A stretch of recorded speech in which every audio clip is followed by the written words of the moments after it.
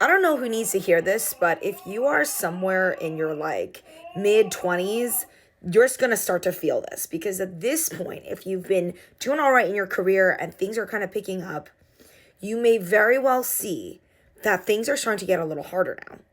And this is really hard to adjust to. If you're someone who has experienced success, rapid promotions, and now you're in like a point of life, and this is usually going to start in your mid 20s and your late 20s. Now you're in a point of life where if you've started your career in your early 20s, you're going to start feeling the challenges. Now you're starting to realize in the workforce there are some serious challenges, whether it's cultural, whether it's societal, whether it's like internal within your company.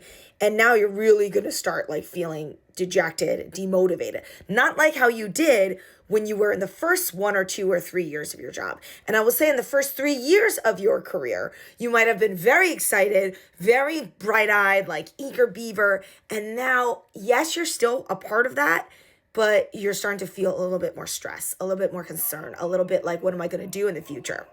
So at this point, what is critical?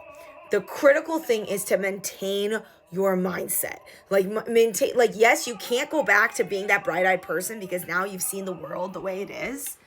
But at the very least, you have to keep pushing. Like, you really have no choice because at this point, you're still not rich enough to like retire. You still need to make a living. So now you're going to have to like figure out how to adjust. And this is quite possibly the hardest thing to do. What got you here is not going to work anymore. You have to get back to basics. And what are the basics? The basics, no matter what, is hitting your targets, hitting your goals. And this is what we refer to in sales as KPIs, key performance indicators. Even if you don't feel up for it, even if you're not really happy dandy, and if things are bothering you, you don't get paid for those things. Like, those things don't result in monetary or emotional well-being. Like, they don't turn into good things for you.